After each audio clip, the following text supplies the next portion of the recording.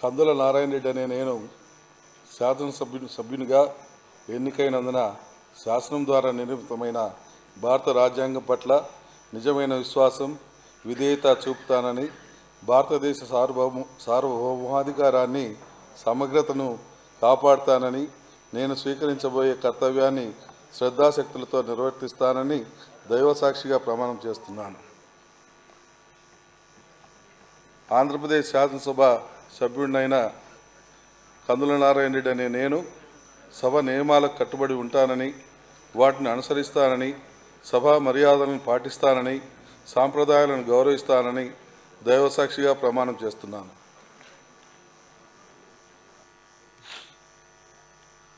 Shri Narendra Kumar Dhulipalla.